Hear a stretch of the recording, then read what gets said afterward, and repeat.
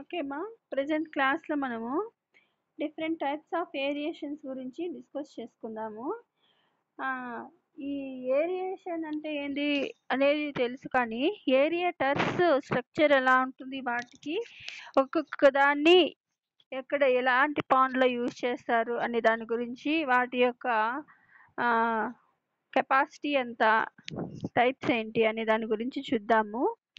ఇప్పుడు types of వేరియేషన్లో చూస్తే present మనము ఒక 3 or 4 టైప్స్ ఆఫ్ వేరియేటర్స్ గురించి చూద్దాము. ఫస్ట్ చూడండి, అసలు ఏదైనా ఏరియేటర్స్ని యూజ్ చేయాలి అంటే కనుక అది దేని మీద డిపెండ్ అయి ఉంటుంది, ఎలాంటి ఏరియేటర్స్ని యూజ్ చేయాలి అనే దాన్ని బేస్ చేసుకొని ఫస్ట్ మనము ఎలాంటి వాటికి ఎలాంటి ఏరియేటర్స్ని యూజ్ చేయాలి, ఎలాంటి పాండ్కి అని అర్థం అన్నమాట. అది చూస్తే కనుక there are various type of aerators configurations that can be used to increase dissolved oxygen concentration in aquaculture pond. A proper aeration system selection is based on several factors including, అంటే మనం ఏదంటే అది ఏరియేటర్స్ని ఒక్కొక్క పాండ్లో అలా ఉంచకూడదు, కానీ ఆ యూజ్ చేసే మెథడ్ని బట్టి, యూజ్ చేసేటటువంటి పాండ్ని బట్టి కావాల్సినటువంటి డిజాల్వ్డ్ ఆక్సిజన్ని బేస్ చేసుకొని ఈ ఏరియేటర్స్ని సెలెక్ట్ చేసుకోవాలి. ఒక 6-7 టైప్స్ ఉంటాయి టోటల్గా అయితే కనుక.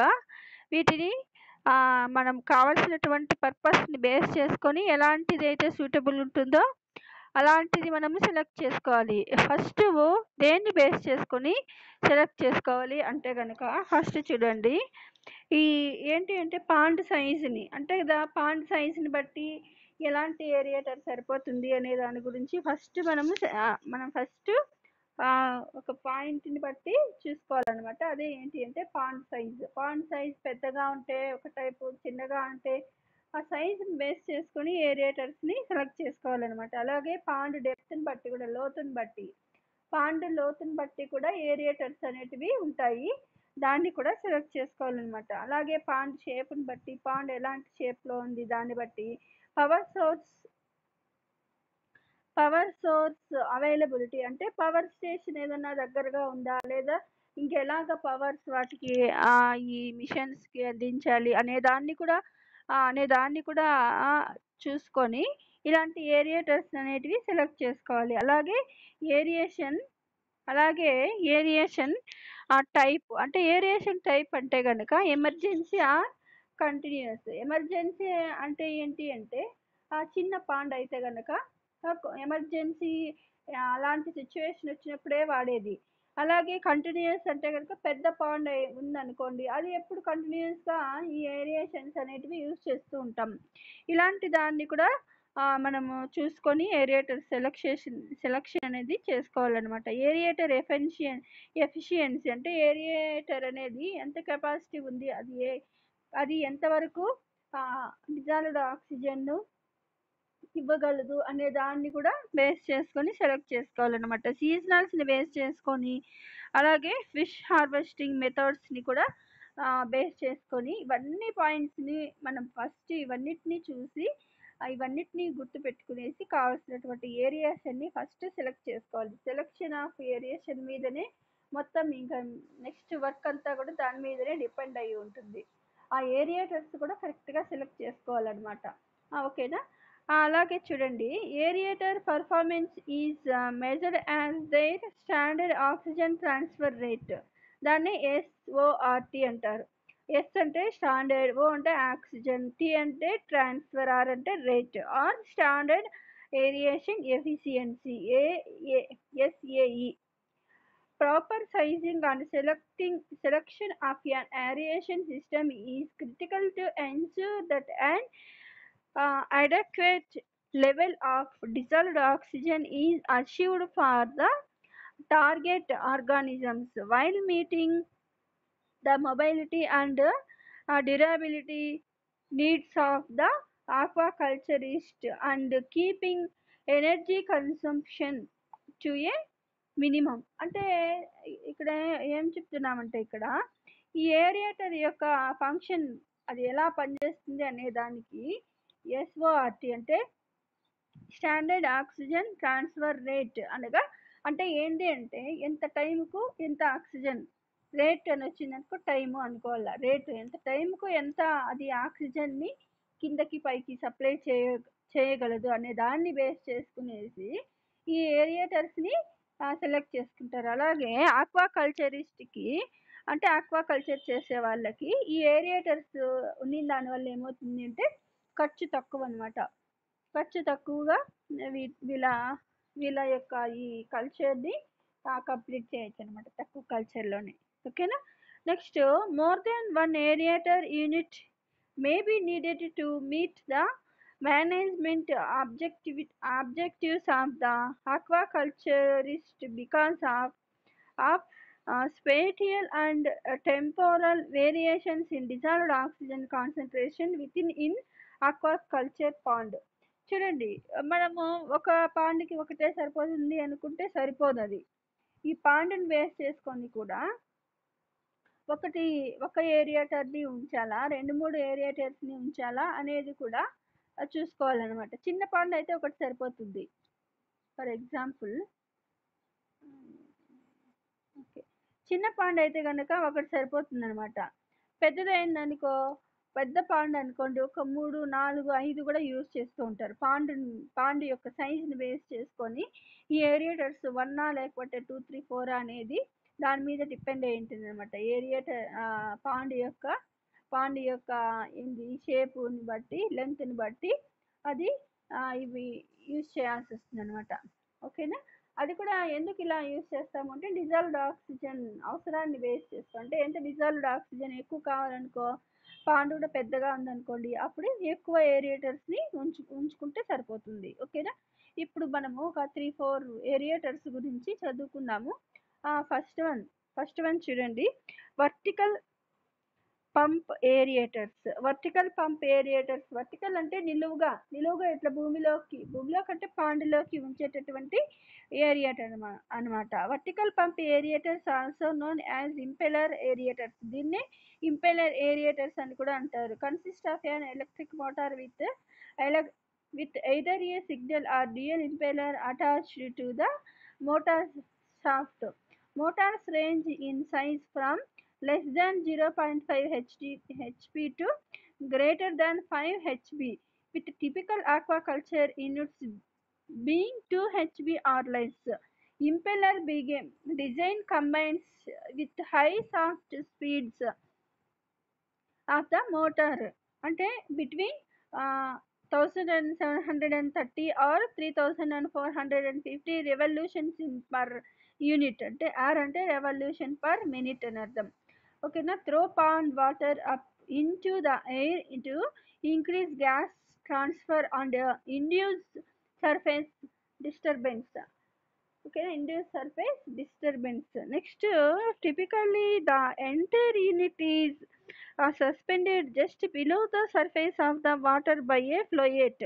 The float must have 2 anchor points to keep the unit in the place and prevent rotation of the unit during operation. Anchor ropes are capable and extend to a weighted object on the pond bottom or to fixed point on the pond edge. Anchor ropes are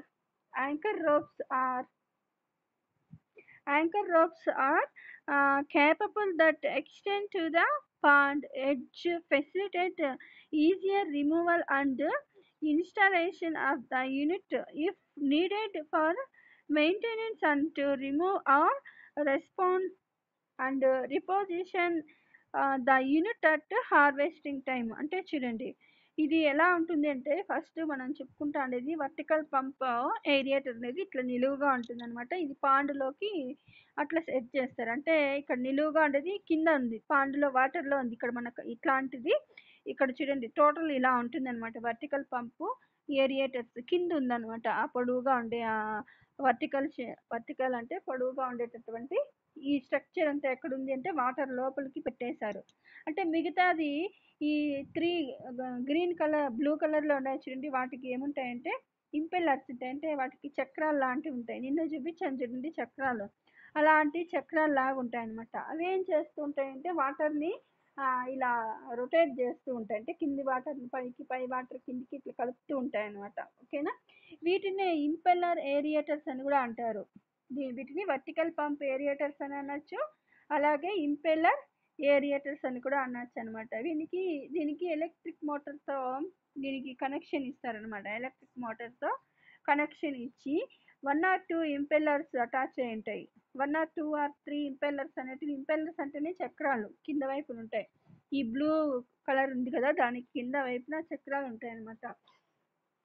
దీనికి మోటార్ని attach చేయాలనుకున్నాం కదా, ఆ motor యొక్క HP అనేది 0.5 నుంచి 5 HP ఉంటుంది. 0.5 అనుకో, ఒక 1 floor వరకు వాటర్ని ఫోర్స్గా పంపించగలదు అనమాట హెచ్పి మోటార్. అంటే ఇక్కడ 0.5 హెచ్పి నుంచి 5 హెచ్పి వరకు రేంజెస్లో ఉండే మోటార్స్ ఉన్నాయన్నమాట జనరల్గా. కానీ మనకి ఇక్కడ ఒక మినిమం సైజులో ఉండే పాండ్కి అయితే కనుక 2 హెచ్పి ఉండేటటువంటి మోటార్ అయితే సరిపోతుంది అనమాట. ఈ ఎంపెల్లర్ సాఫ్ట్ కలిపి ఉంటుంది. సాఫ్ట్ అంటేనే ఒక రాడ్ లాంటి స్ట్రక్చర్ అనమాట. ఇది ఇలా రాడ్ లాంటి స్ట్రక్చర్ అనమాట. దీనికి ఇంపెల్లర్ చక్రాలు అనేటివి దీనికి కలిపి ఉంటాయి అన్నమాట. ఇది ఒక మినిట్కు మినిమం ఈ చక్రాలు ఎంత రెవల్యూషన్, ఇక్కడ ఉన్నాయి కదా ఇంపెల్లర్స్, ఇవి ఎంత రెవల్యూషన్స్ చేస్తాయి అంటే 1730 నుంచి 3450 రెవల్యూషన్స్ చేస్తాయి. అంటే ఫాస్ట్గా తిరుగుతాయి అన్నమాట. 1 మినిట్కి అంత ఫాస్ట్గా తిరుగుతాయి. ఇలా తిరగడం వల్ల ఏమవుతుందంటే పైన లేయర్లో ఉండేటటువంటి, మనం నిన్న చెప్పుకున్నాం, పైన లేయర్లో ఎక్కువ ఆక్సిజన్, డిజాల్వ్డ్ ఆక్సిజన్ ఉంటుంది అనేసి, అది కిందికి రావాలి అంటే వాటర్ అనేది టర్బులెన్స్ అంటే కదలాలి అనేసి, అలా కదలడానికి యూజ్ చేసేటివే ఈ ఇంపెల్లర్స్. ఓకేనా. ఈ ఇంపెల్లర్స్ ఏం చేస్తాయంటే టోటల్ పాండ్లో ఉండేటటువంటి వాటర్ని ఏం చేస్తాయి, డిస్టర్బ్ చేసి మొత్తం డిజాల్వ్డ్ ఓటును ఏం చేస్తాయంటే పాండ్కంతా డిస్ట్రిబ్యూషన్ చేస్తాయి. ఇలా ఏరియేటర్స్ అనేటివి ఇట్లా తేలుతూ ఉండాలి. కింద ఉండే రాడ్ కిందకున్నా నీటిలో ఉన్నా కానీ, ఈ పైన కనిపిస్తుంది చూడండి ఇక్కడ ఎల్లో కలరు, బ్లూ కలర్, ఇది పైన ఫ్లోయేట్ అవుతూ ఉండాలన్నమాట. ఇలా ఫ్లోయేట్ అవ్వడానికి అట్లా సెట్ చేసింటారు అనమాట. అవి తేలడానికి కూడా దాంట్లో దాన్ని మెకానికల్గా అలా దాన్ని రూపొందించింటారు. ఓకేనా. ఇలా తేలడానికి కూడా 2 యాంకర్ పాయింట్స్ ఉంటాయి. యాంకర్ పాయింట్స్ అంటే ఏంటంటే, ఫర్ ఎగ్జాంపుల్ మనం బోట్ చూసింటాం. బోట్ ఎక్కడైనా నిలపాలి అనుకుంటే ఒక రాడ్ లాంటిది యూ షేప్లో ఉండేది ఇట్లా వాటర్లో నుంచి భూమిలోకి దాన్ని గుచ్చుతారు. అప్పుడు ఏమవుతుంది, బోట్ అనేది కదలకుండా అట్లే నిలిచిపోతుంది. అంటే అది అక్కడే ఉంటుంది అనమాట. ఇట్లా దీనికి 2 యాంకర్ పాయింట్స్ ఉంటాయి. ఆ 2 యాంకర్ పాయింట్స్ని భూమిలోకి ఇట్లా గుచ్చి పెట్టేసి అది ఒకే చోట ఉండేదానికి, ఎక్కడ పోకుండా అట్లా వెళ్ళిపోకుండా అది వాటర్ పైన, ఎందుకు ఇది తేలుతూ ఉంటుంది కదా, తేలుతూ ఉండేటివి అంటే వాటర్లో వెళ్ళిపోతాయి కదా. అలాంటప్పుడు ఈ యాంకర్ పాయింట్స్, ఆ యాంకర్ పాయింట్స్ ఏం చేస్తారంటే కింద సాయిల్లోకి ఇట్లా గుచ్చేస్తారు. అప్పుడు అదే స్టాండర్డ్గా ఒకే ప్లేస్లో ఉంటుంది అనమాట ఇది. ఓకేనా. అవసరమైనప్పుడు ఈ ఈ ఏరియేటర్స్ని ఏం చేస్తారంటే ఎడ్జ్ దగ్గర కూడా తీసుకెళ్ళిపోయేసి అక్కడ ఎడ్జెస్లో కూడా దీన్ని పెట్టచ్చు అనమాట. ఓకేనా. ఎడ్జెస్లో కూడా దీన్ని పెట్టుకోవచ్చు. దాన్ని తీసుకెళ్ళాలి, మనమే తీసుకెళ్ళి ఎక్కడైనా దీన్ని సెట్ చేసుకోవచ్చు అనమాట. నెక్స్ట్ సెకండ్ వన్ చూస్తే pump sprayer aerators. Pump sprayer aerators. Pump sprayer aerators consist of high pressure pump powered by either a tractor power takeoff POT అంటే power takeoff or an electric motor and function by pumping water under high pressure through one or more orifices into the air through pipes or manifolds. These units can be operated in shallow depth, provides the intake for the pump is sufficiently submerged. PTO అంటే power take off powered pump sprays aerators are a popular choice for emergency aeration operations. They can be quickly moved from pond to pond and operated in slow in shallow deep with little concern for suspension of pond bottom sediments and wastes. అంటే చూడండి, ఇది ఏంటి అంటే pump sprayer aerators ఎలా ఉంటాయంటే ఇలా ఉంటాయి. ఇది కూడా అదే పంప్ స్ప్రేయర్ ఏరియేటరే. ఇక్కడ మనం డయాగ్రామ్ చూపించాం చూడండి, అది కూడా. నెక్స్ట్ పక్కన ఉండేది కూడా పంప్ స్ప్రేయర్ ఏరియేటరే, ఇది కూడా అలాంటిది. ఓకేనా. ఇది చూడండి, ఈ ఏరియేటర్ ఏమంటే హై ప్రెషర్ ఉండేటటువంటి పంప్స్ నుంచి పవర్ తీసుకుంటుంది అనమాట. అంటే ఇది బయట నుంచే దీనికి పవర్ ఇవ్వాలి. అలాగే దీనికి ఎక్కువ ప్రెషర్లో ఇట్లా వాటర్ని ఫోర్స్గా తోస్తూ ఉంటుంది అనమాట. ఇలాంటి ఏరియేటర్స్కి ఎక్కడైతే వాటర్ ఇట్లా పైనుంచి పైపుల నుంచి వస్తుండే చూడండి, ఆ పైప్స్లో చాలా ప్రెషర్తో వాటర్ని ఇట్లా తోస్తూ ఉంటుంది ఒకవైపు నుంచి ఒక్కొక్క వైపుకు. ఇలాంటి పంప్స్కి ఆర్ఫిక్స్ అనేటువంటి, ఆర్ఫిక్స్ అంటే కనుక ఓపెనింగ్స్, పంపు చివరిలో ఉండేటటువంటి ఆ హోల్స్ని ఏమంటారంటే ఆర్ఫిక్స్ అంటారనమాట. అక్కడి నుంచి వాటర్ని లోపలికి తీసుకుంటుంది, ఫాస్ట్గా ప్రెషర్ చేస్తూ అది ఇట్లా పంపింగ్ చేస్తూ ఉంటుంది అనమాట. ఇలాంటి ఏరియేటర్స్ తక్కువ డీప్నెస్ ఉండేటటువంటి పాండ్కి అయితే ఇది బాగా యూజ్ అవుతుంది. ఎక్కువ డీప్ పాండ్కి అయితే కనుక దానికంటే కూడా తక్కువ డీప్గా ఉండే పాండ్కి అయితే ఇది చాలా యూజ్ఫుల్ అనమాట. ఈ ఏరియేటర్స్ చాలా పాపులర్ అయినాయి అనమాట. ఇది ఎక్కువగా యూజ్ చేస్తున్నారు ఇలాంటి వాటిని. దీన్ని ఎమర్జెన్సీ ఏరియేషన్కి యూజ్ చేస్తారు. ఎమర్జెన్సీ ఏరియేషన్స్ అంటే ఏంటి అంటే, ఏదన్నా ఆ పాండ్కు సంబంధించి డిజాల్వ్డ్ ఆక్సిజన్ తక్కువైనా ఆల్గల్ బ్లూమ్స్ అవి చనిపోయి ఆక్సిజన్ అంతా అవి తీసుకున్నా కానీ ఆ పాండ్ ఎమర్జెన్సీ ఏరియేషన్ను ఖచ్చితంగా పెట్టాలన్నమాట అలాంటి పాండ్కి. అప్పుడు ఇలాంటివి యూజ్ చేస్తూ ఉంటారు. పంప్ స్ప్రేయర్ ఏరియేటర్స్ని యూజ్ చేస్తూ ఉంటారు అనమాట. దీన్ని ఎమర్జెన్సీ ఏరియేటర్స్కి ఇలా యూజ్ చేస్తూ ఉంటారు అనమాట. దీన్ని ఫాస్ట్గా ఒక పాండ్ నుంచి ఇంకొక పాండ్కి కూడా దీన్ని షిఫ్ట్ చేయొచ్చు అనమాట. ఓకేనా. ఇట్లా పోర్స్ ఉంది, ఆ పోర్స్ నుంచి వాటర్ తీసుకుంటా ఉంటుంది, ఆ వాటర్ని ఇట్లా చిమ్ముతూ ఉంటుంది అనమాట. అంటే కిందవి పైవి ఇట్లా పైకి కిందికి కదులుతూ ఉంటాయి కాబట్టి పైన ఉండే డిజాల్వ్డ్ ఆక్సిజన్ అంటే కింద ఉండే వాటర్లోకి ఆ పాండ్ యొక్క బాటమ్కి కూడా వెళ్తూ ఉంటుంది. ఓకేనా. ఈ విధంగా ఆ డిజాల్వ్డ్ ఆక్సిజన్ మొత్తం పాండ్ అంతా కూడా ఇది స్ప్రెడ్ చేస్తుంది అనమాట, ఇలాంటి pump spray aerators. Next one propeller aspirator pumps.